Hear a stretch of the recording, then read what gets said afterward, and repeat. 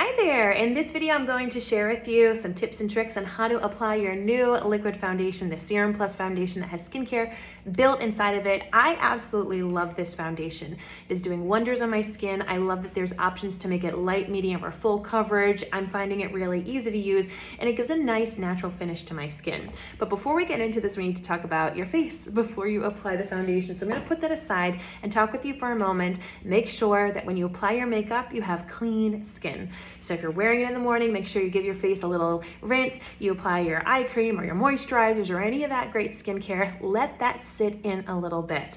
You don't want to just be slapping on your skincare, your primer, your foundation quickly one after another, because then they're all just going to mix and neither of them will actually work properly. So for me, I wake up, I wash my face, add on my skincare, and I go about maybe make my cup of coffee, letting all that skincare seep in.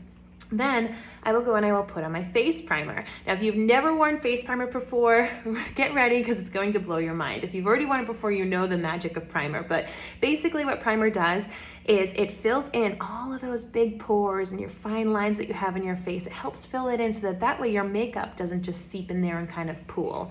It will actually let you use less foundation as it's going to fill in all those pores and fine lines, giving you a nice smooth canvas for great foundation application. Another thing that primer does is it creates a barrier between your skincare and your makeup. So we talked about we really want that skincare to nice and seep in throughout the day. So between the skincare and your natural oils, those things can actually, if you don't have primer, end up mixing with your foundation, not giving you a good finish, not giving you a true strong foundation.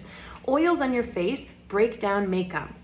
So when you put that primer on, it's giving you that smooth canvas, but it's also creating a wall. So that way it's a harder time for your oils to break through, meaning that your foundation is going to sit and stay a lot better on your face. Primer kind of acts like a Velcro for your foundation.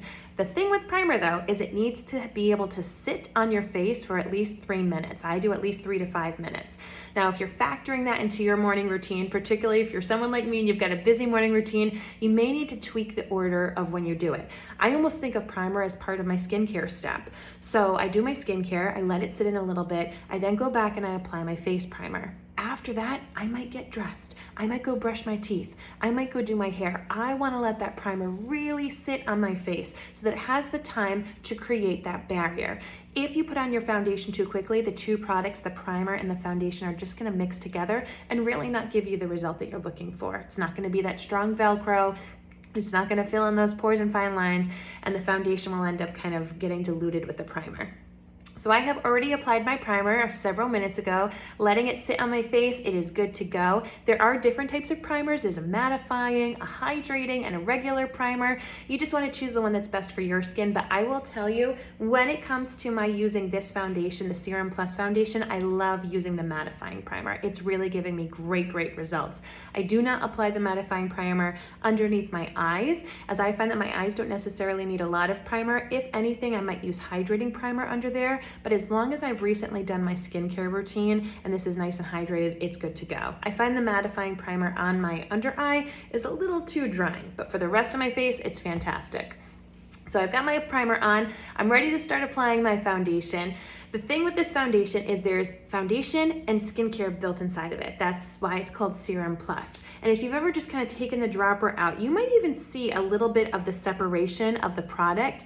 If you didn't shake it up, you will definitely see that. You want to think of this bottle like a salad dressing. You know how the salad dressing is so good when it's got the oil, the vinegar, the spices, the yummy stuff. And what do? You have to shake it if you want it to be delicious and perfect, right? If you don't shake it, those products will not be mixed together and they will be separated. That being said, even when you pull this product out and you deposit it, it may still have a little bit of separation, but as you blend it with a tool, it blends beautifully. So don't be afraid if when you pour it out a little bit, you're going to be seeing the foundation and the serum different.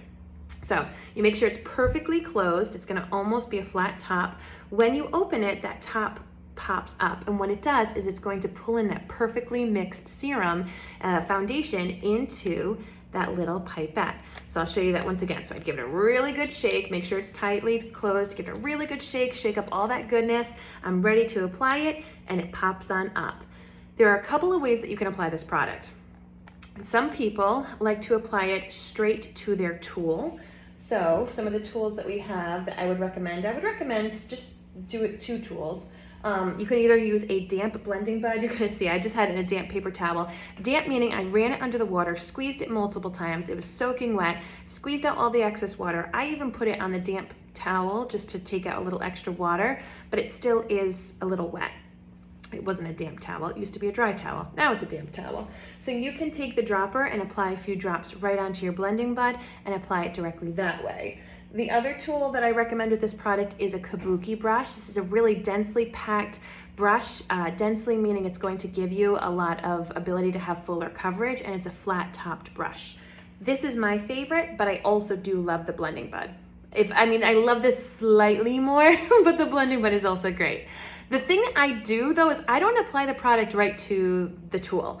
I find that if you were to take this dropper and drop right onto your brush, that a lot of the product would actually seep in and sink down into the bristles.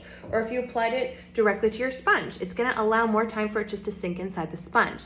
So I do a different thing. I either apply it right to the back of my hand, and I use the back of my hand almost like it's a painter's palette. So I'll apply a couple of drops and dip the brush or the sponge right in there and then start to apply. The other thing that I've started to do just recently is I've actually placed a few little drops directly on my face. I'm gonna demonstrate both of these. For some people, putting it directly on your face will not be great. You only want to do a very, very little drop if you do that, as it will run and make a mess. But if you're someone who wants more of a light coverage and you want to apply it directly to your face, great. Doing it on the back of your hand or a makeup palette. It's just like a little painter's palette, allows you to really kind of fully cover the brush or the sponge in that product and use as little or as much product as you'd like. You just waste a little bit of it, if that makes sense, because you got a little bit of it on your hand or on the makeup palette. So it's totally up to you, and I'm going to show you both methods. So let me take this one more time. I just let it sit for a little long, so I'm gonna give it another big shake. There we go. Open it up. I will first do it on the back of my hand like a little palette, so add a couple of drops. And as I said, you can almost see a little bit of the separation there. Probably can't from your angle, but I can, and that's okay. It's totally normal. So I'm gonna take my Kabuki brush, stipple it so that way I'm getting the product all over those bristles. And when you apply your foundation, start in the center of your face. Center of your face, and then you blend out. Most of your discoloration is on the center of your face. If you've got age spots like I do, I have a lot of them on this side of my face. I don't know why. I drive on this side, but you know, it is what it is. Apply your foundation where you need the most coverage and then blend out from there. All too frequently, we see people who have like a mask of makeup, and that's because they just applied way too much makeup all over their face. What I'm gonna do now is take this Kabuki brush and just swirl and press. This really blends it in beautifully with my skin. Now the amount that I used was only maybe 2 or 3 drops, and this is going to give a nice light to medium coverage. You're still going to be able to see my freckles.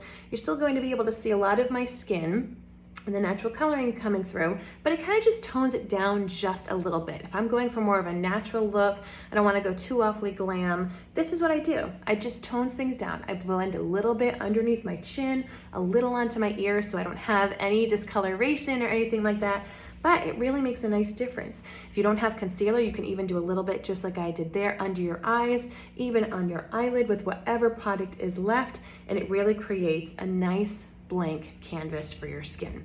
Now I'm going to share with you how I would do it if I actually just dropped it straight onto my face. Be careful though, as I said, so you don't make a big old mess. So give it a good shake. And I'm just going to take it and do a little baby drop, like half of a drop, half of a drop. Look at all those freckles. So by doing this, I'm going to be taking it to more of a medium coverage just by adding a little bit more product. And once again, I'm just going to press and stipple. Isn't that a funny word? But hopefully you know what I mean by stipple. It just means pressing the brush into your skin. Press and swirl and stipple. And yes, it rhymes with nibble, but we're here. It's okay. Now, if you wanted to, you can go to town and add a little bit more product and build it up to give yourself fuller coverage. For me, I like having as much of my natural skin shine through, but there are areas that I have concern. Like I said, some of those age spots. You do not have to paint your whole face full coverage. You can if you want to, but if you want to just take into consideration All right, I want a little bit more coverage here. I want to cover those areas. You can do that simply with a little bit of concealer or by kind of spot treatmenting, trying to get rid of that brow, doing a little spot treatment just with a little bit of this foundation. But that is how I apply that product. It would have been the same exact way if I was using a blending bud. I would have just dabbed it into the product and pressed it into my skin. If you have textured skin, if you've got a lot of scar bumping, if you have a lot of crepiness to your skin just from maturing, I do prefer the damp blending bud. What I find with this is that it really presses it into your skin and melds it together. There's also nothing wrong with doing it first with the Kabuki brush and then going back in with that damp blending bud and pressing it in. This is going to give you a really beautiful finish to your face. If you use a damp blending bud, another great tip is to actually take some setting spray, if you have that, and spray it all over your face and press that in. It's really going to lock it in beautifully with the terrain of your skin. So that is how I use those two products. I do recommend that you set your foundation. We talked about how the primer makes it so that way it doesn't get all mixed up and it acts like a Velcro. Setting powder or setting spray locks your makeup in place. So that way if you scratch your nose, if you hug somebody, if you're putting a mask on and off, it is less likely to transfer. I find using a powder is my preference when it comes to this foundation. I even sometimes use my pressed powder, which actually has a little pigment to it, just to kind of lock it all in place beautifully. If you prefer to have more of the satin finish, you can use the setting spray and just spray that all over and it will keep the finish of this foundation. To me, it's not matte, but as I said, it's more of a satin. It's very realistic. I really love this foundation because it just balances everything out and does what it needs to do. If you have any questions whatsoever in the application process or any of the other items that you've gotten, please feel free to reach out to me or the presenter who helped get you this item. Really excited for you to have some success with this new Serum Plus foundation. Take care.